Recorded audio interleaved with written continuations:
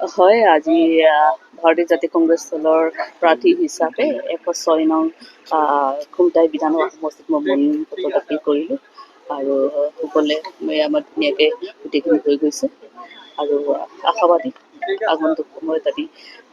9 এপ্ৰিলৰ কাৰণে প্ৰস্তুত হৈছোঁ আৰু সমগ্ৰ আমাৰ খুমটাইবাসী ৰাইজৰ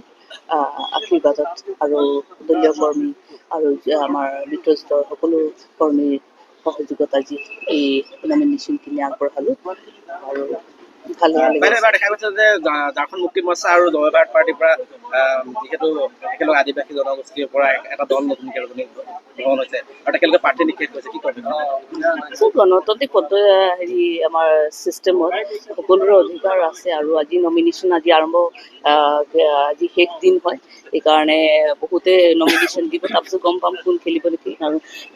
নিৰ্বাচনত যদি অংশগ্ৰহণ কৰে নিশ্চয় তাত প্ৰতিদ্বন্দ্বিতা হ'ব। খুমটাই ৰাইজৰ কাৰণে আমাৰ কি কৰা আমাৰ আশা নিৰ্বাচনত এই মুহূৰ্তত মই এইখিনি ক'ব বিচাৰিছোঁ যে আমাৰ খুমটাইবাসী ৰাইজ তথা আমাৰ সমগ্ৰ অসমবাসী ৰাইজৰ যি ৰাইজৰ ন্যায় আৰু ৰাইজৰ জয় তাকে কামনা কৰিছোঁ, কাৰণ বৰ্তমান বিজেপি চৰকাৰে যি ধৰণে মূল্য বৃদ্ধি তাই জুৰুলা কৰিছা বা বিভিন্ন আমাৰ নিবনুৱা সমস্যাকে ধৰি মূল্য বৃদ্ধিকে ধৰি বা বিভিন্ন আজি মাটি পট্টা মজুৰি চাচনিকৰ মজুৰি বৃদ্ধি বা আজি বিভিন্ন বহুত মৌলিক সমস্যাবিলাকে জৰ্জৰিত হৈ আছে অসম আৰু এটা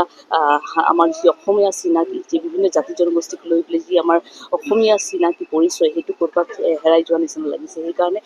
সমগ্ৰ ৰাইজে য'তে লগ পাইছোঁ সকলোৱে এই কথাই কৈছে যে পুনৰ এটা সময়ৰ পৰিৱৰ্তন দৰকাৰ পৰিছে, সেইকাৰণে কংগ্ৰেছৰ নেতৃত্বত আমাৰ সকলো এলায়েন্স আমাৰ পাৰ্টীসকল আমি একজোট হৈ এই ৰাইজৰ হকে যুঁজ দিবলৈ আগবাঢ়িছোঁ। মৃণাল শইকীয়াই ইতিমধ্যে তেওঁ সমষ্টিত যথেষ্টখিনি কাম কৰিছে, তেওঁ সক্ৰিয় হৈ আছে, গতিকে আপুনি কি ক'ব? চাওক, বিগত সময়ত যেতিয়া কংগ্ৰেছ চৰকাৰ যেতিয়া আছিল তেতিয়া উন্নয়নৰ কাম কৰিছিলে আৰু যেতিয়া যি চৰকাৰ আহে কাম কৰাৰ এটা সুবিধা পায় আৰু ঠিক তেনেধৰণে যিমান বিজেপিয়ে প্ৰতিশ্ৰুতি দিছিলে ঠিক তেনেধৰণে অসমত কিন্তু সেই প্ৰতিশ্ৰুতিবিলাক আমি দেখা নাই আৰু সঁচাকৈ বহুতখিনি কাম কৰিবলৈ যাতে এই কাম যাতে হ'ব আগন্তুক সময়ত ৰাইজে এই যি সময় পৰিৱৰ্তন বিচাৰিছে সেইটো কাৰণে আমি আশাবাদী আৰু ৰাইজৰ জয় হ'ব, ৰাইজৰ ন্যায় হ'ব বুলি মই ভাবোঁ। চাহ বাগিচাৰ আপুনি কন্যা, যি 1,05,000 আপোনাৰ চাহ বাগানৰ বুথ আছে আৰু বিশেষকে কি প্ৰতিশ্ৰুতি লৈ পেলাই চাহ বাগানলৈ যাব আপুনি? কথাটো হৈছে যিহেতুকে আমাৰ ভাৰতবৰ্ষ এটা বাৰেবৰণীয়া মানে ঠিক তেনেধৰণে অসম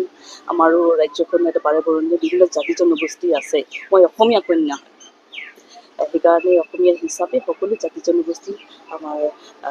সকলোৱে আমাক আগবঢ়াইছে, আশীৰ্বাদ কৰিছে আৰু ৰাইজৰ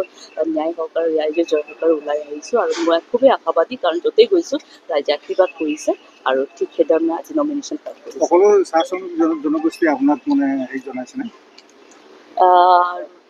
সকলোৱে যিমান পাৰিছোঁ সকলো লগ ভাগ পাইছোঁ, কিন্তু সকলোৰে এটা